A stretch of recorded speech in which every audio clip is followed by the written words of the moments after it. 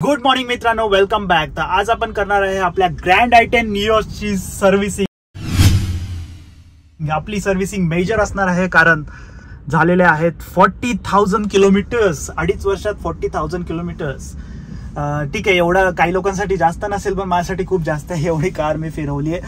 तर आज आपण बघणार आहे काय काय सर्व्हिसिंग मध्ये होतं, किती चार्जेस लागतात, कारण ही पेड सर्व्हिस आहे, काय काय चेंज करावं लागतं ते आपल्याला सगळं बघावं लागेल। गाडीमध्ये इश्यू बोलायचं झालं तर एक तर आहे फ्यूल कॅप ओपन होत नाहीये।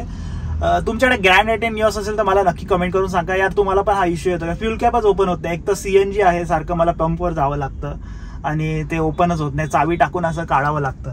आणि थोडा स्टेअरिंग मध्ये रॅटलिंग नॉइज आहे, खड्ड्यामध्ये वगैरे गेल्यावर वाजतो आणि या साईडला कुठेतरी नॉइज येतो। असं इंजिनसाठी तर काही इश्यू नाहीये, पण थोडा कधीतरी जर्क देते किंवा लॅग येतो। आय थिंक सर्व्हिसिंग जवळ आल्यावर असं होतच। माझ्यासोबत पहिल्या सर्व्हिसिंग सुद्धा झालं आहे। तर बघूया काय काय होतंय। तर मी जाणार आहे गारवे ह्युंडाईला, आता घरून निघालेलो आहे।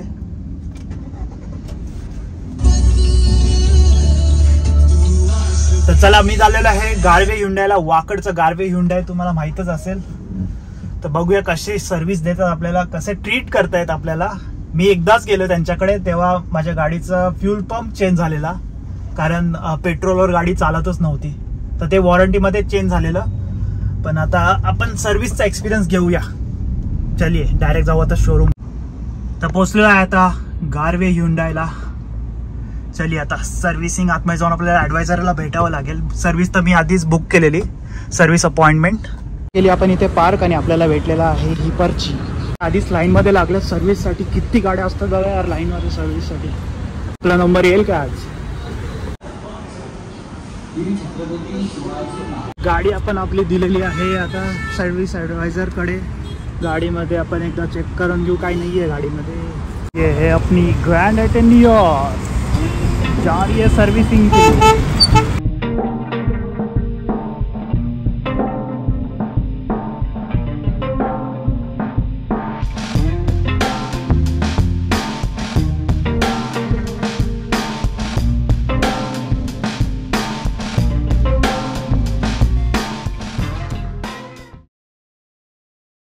साइडला कियाचा शोरूम सुद्धा आहे।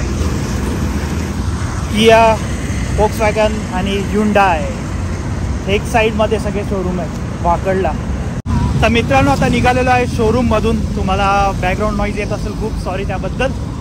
तर गाडी दिलेली आहे। गाडी मी सर्व्हिसिंग पूर्ण बघणार होतो, पण ते बोलतात की 7 वाजता। तुम्ही लाईनअप बघितलंच गाड्यांचं किती आहे। तर आता पडलेलो आहे बाहेर शोरूम मध्ये, गाडी दिलेली आहे त्यांच्या हातात। तर काय काय चेंज करणार आहे, AC फिल्टर, अजून एअर फिल्टर, ऑइल, परत व्हील अलाइनमेंट, व्हील बॅलन्सिंग। ते स्टेअरिंगचा इश्यू होता त्यासाठी सांगितलं त्यांनी काहीतरी, एक मला बोलला आहे की जर ते वॉरंटीमध्ये चेंज होत असेल तर करून टाकू। आणि फ्यूल कपचा आपला इश्यू, फ्यूल कॅप चेंज करायला सांगितले, पण काय माहीत करतोय की नाही, की त्याचे हिंज चेंज करेल। पण मला यावेळी काम पाहिजे कारण खूप प्रॉब्लेम आहे यार, फ्यूल कॅप ओपन होत नाही आहे। बाकी असं काही इश्यू नव्हता, तर सगळं सांगितलेलं आहे त्याला। तो बोलला आहे 7 वाजेपर्यंत तुम्हाला गाडी भेटेल, पण जर तुम्हाला स्टेअरिंगचं ते जो पार्ट चेंज करायचा असेल त्याला उद्या भेटू लागतो, उद्या भेटेल गाडी। ते 1 दिवस थांबावं लागेल जर तो पार्ट चेंज केला तर। आणि एस्टिमेट त्यांनी सांगितलेलं आहे 9,500। सर्व्हिसिंग खूप महाग पडते मित्रांनो। आणि मी बोललोय काहीतरी डिस्काउंट वगैरे करा, तर 10% करेल बोललाय लेबरवरती। खूप खर्च आहे। गाडीचा मेंटेनन्स करणं पण आपल्याला परवडायला पाहिजे। मारुती अरेना। तर चालत चालत मी पोहोचलो आहे इथे भूमकर चौकात। आता माझी वाईफ गेली आहे इथे, मला पिक करेल, मग आम्ही जाऊ घरी आणि मी परत येईल जेव्हा मला आता कॉल करतील। त्यांनी मला एका ग्रुपमध्ये ॲड केलं ह्युंडाईच्या। जसं जसं सर्व्हिसिंग होईल तसं तसं ते मला कॉल करत जातील, फोटो पाठवत जातील काय चेंज करायचं असेल। तर मित्रांनो, मी सकाळी सर्व्हिसला गाडी दिलेली 10 वाजता आणि मला त्यांचा 4 वाजता कॉल आला, जे की मी तुम्हाला सांगितलं. त्यांनी मला एक ग्रुपमध्ये ॲड केलेलं. त्या ग्रुपमध्ये मला ते सगळी माहिती देतात सर्व्हिस करताना, म्हणजे काय चालू आहे आत्ता. तर त्यांनी मला ऑइल चेंज करताना दाखवलं, नवीन ऑइल टाकताना दाखवलं, परत ब्रेक पॅडचे काय कंडिशन आहे, डिस्क जे असतं ते सगळं त्यांनी मला फोटोमध्ये दाखवलं आणि व्हिडिओसुद्धा काढलेले आहेत त्याचे. तर ते आपल्या ग्रुपमध्ये येतं आणि तसे अपडेट सांगतात. तर 4 वाजता कॉल आला मला. ते बोलले की ऑलमोस्ट सगळं रेडी आहे, गाडी आता वॉशिंगला जाईल. पण प्रॉब्लेम हा आहे की जे स्टेअरिंगमध्ये जो नॉईज येत होता त्यासाठी एक पार्ट चेंज करावा लागतो. तो वॉरंटीमध्ये चेंज होतो. वॉर्म शाफ्ट करून असं त्या पार्टचं नाव आहे. तर तो पार्ट 2020 ते 23मध्ये ज्या गाडी मॅन्युफॅक्चरिंग झाल्यात, ग्रॅनेटेड, निऑस आणि ऑरा, त्या सगळ्या गाड्यांना तो इश्यू आहे. जर तुम्ही पण जर तो नॉईज असा सोडून देत असेल की येऊ दे, काय नाही, छोटाच नॉईज आहे, तर तुम्ही पण जाऊन सर्व्हिस सेंटरमध्ये जाऊन ते चेंज करू शकता. कारण हा सगळ्या गाड्यांना प्रॉब्लेम आहे. मी एक निऑस आणि ऑरा ग्रुपमध्ये आहे, जो की आपल्या सुशील भाऊंनी क्रिएट केलेला. सुशील नवाडकर, जे तुम्हाला माहीत असेल, यूट्यूबर आहेत. तर त्या ग्रुपमध्ये आहे. तर तिथे पण तेच सगळे डिस्कस करत होते की तो पार्ट सगळ्यांचाच खराब होतो आहे.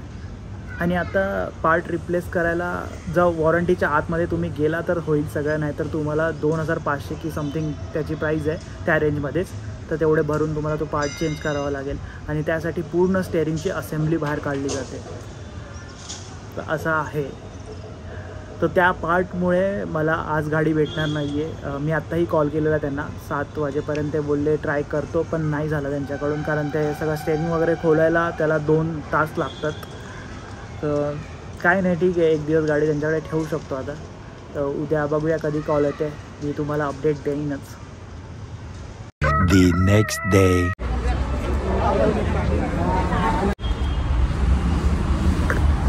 Day 2. फायनली मित्रांनो, मला आपली गाडी भेटलेली आहे आणि बघा कसली चमकती आहे. आणि मी घेऊन आलेलो आहे सर्व्हिस सेंटरच्या बाहेर. तर गाडी आतून पण एकदम चमचमीत केलेली आहे, चमचमीत.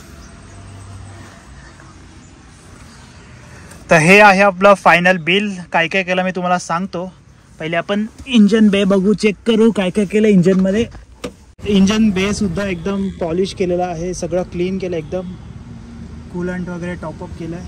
आणि डिस्टिल वॉटर ओव्हरऑल ठीक आहे, सगळं चांगलं आहे. चला आता आतमध्ये बसूया आणि बघूया आपला कितना कटा आहे. तर मला पहिले आलेला त्यांचा 12 वाजता कॉल आलेला की या तुमची गाडी रेडी आहे, सकाळी 12 वाजता. पण मला काही काम होतं त्यामुळे मी 2 वाजता गेलो आणि लगेच 15 मिनिटात आपली गाडी ऑलरेडी रेडी होती. तर त्यांनी सगळं बिल वगैरे रेडी करून ठेवलेलं. तर आता आपण बिल चेक करूया आणि तुम्हाला सांगतो काय काय केलंय. Garve motors private limited, Mumbai Pune highway, Wakad. आपल्या वाकडमध्ये जर तुम्ही राहत असाल, पिंपरी चिंचवडमध्ये राहत असाल, तर ह्या शोरूमला मी जायला रिकमेंड करेल तुम्हाला. आपण बघूया आता पार्ट इनवॉइस. तर पहिले आहे वेट बॅलन्सिंग, जे टायरचं केलेलं, परत विंडशील्ड वॉशर आणि समोर याची प्राइस दिलेली आहे इथे, डिस्काउंट अमाऊंट आणि प्राइस.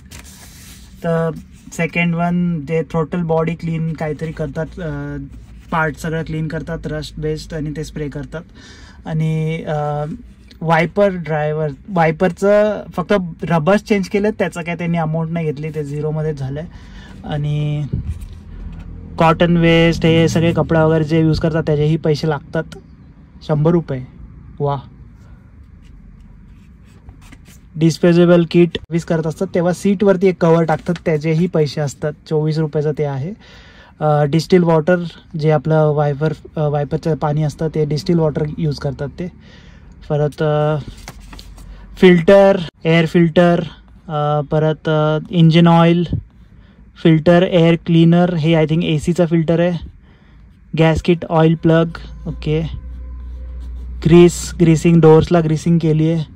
परत हे जे 00 दिसतंय ते वॉर्म शॉप, जे आपलं चेंज झालं त्याचं आहे. तो पार्ट चेंज होतो त्यासाठी ते ग्रीसिंग पण करतात, तर ते 00 केलं आहे. आणि काही काही गोष्टी प्रिंट केल्यात ते दिसत नाही तेवढ्यात, पण ते मला त्यांनी एक्सप्लेन केलेलं काय काय आहे ते सगळं. परत हा आला आता आपला लेबर इनवॉइस. लेबर इनवॉइसमध्ये हे 0-0 केलेलं आहे. पहिलं ग्रीस जे लावलं त्या लेबरने त्याचं 0-0 आहे. परत डायग्नोस्टिक्स टूल ऑपरेशन 198 आणि ब्लोअर मोटर हे ब्लो वगैरे केलं, कवर केलं. परत विंडशील्ड वायपर चेंज केले ते 0 केलं. रिअर ब्रेक शू रिप्लेसमेंट और क्लिनिंग 300 रुपये. Periodic maintenance service 1935. हे सगळ्यात जास्त दिसते लेबर चार्ज. व्हील अलाइनमेंटसाठी 472 रुपये. व्हील बॅलन्सिंग इच व्हील त्याचे 572 रुपये. आणि आता येऊया आपण फायनल. आणि हे आहे आपला आता इनवॉइस सगळे टोटल करून लेबर आणि पार्ट अमाऊंटचं काय असतं ते सगळे चार्जेस करून लावलेले आहेत. आणि टोटल अमाऊंट झालेली आहे 8567. तर मला त्यांनी 10% डिस्काउंट दिला. आय थिंक 10% दिला की थोडं जास्त असेल. 9500 प्लस अजून 1000 रुपये तर 10500 एवढं झालेलं. आणि त्याच्यात त्यांनी डिस्काउंट मागितलं तर भेटतो मित्रांनो. हे मी तुम्हाला क्लिअर सांगतो. जर तुम्ही डिस्काउंट नाही मागितलं तर जेवढं आहे त्या अमाऊंटला तुम्हाला सगळं भेटणार. तर असं काही इनवॉइस आहे. तर यांनी व्हील रोटेशनसुद्धा केलेलं आहे. मागचे टायर पुढे टाकले, पुढचे टायर मागे. आणि डिक्कीमध्ये आपला CNG आहे ह्याचा आवाज करत असतो सारखं. आणि हे आय थिंक ते जे फिल्टर यूज केलेलं आहे ते दिले, हे जुने जे फिल्टर आहेत त्याचं आहे. ग्रीसिंग वगैरे दिसते चांगलं आहे. हे तुम्हाला पण त्रास देतं. आणि फ्यूल कॅप आता ओपन होते का आपण चेक करू.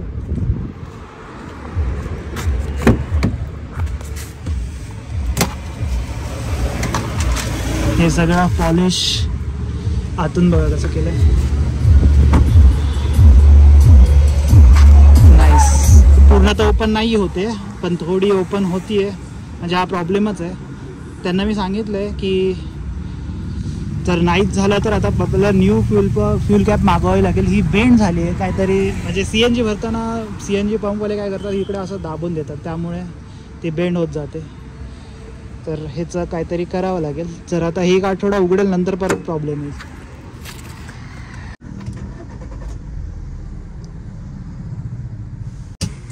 गाडी आता चालून बघूया. Hyundai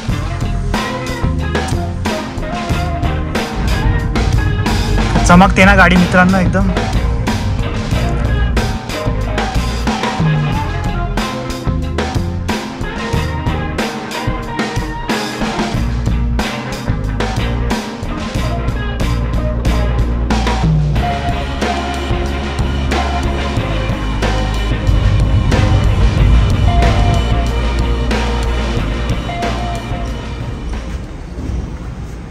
तर ओव्हरऑल कशी गाडी वाटते तुम्हाला मला नक्की कमेंट करून सांगा. तर ही छोटीशी इन्फॉर्मेटिव्ह व्हिडिओ तुम्हाला आवडली असेल तर नक्की लाईक शेअर आणि सबस्क्राईब. तर भेटूया नवीन व्हिडिओमध्ये. Till then bye bye. Peace out.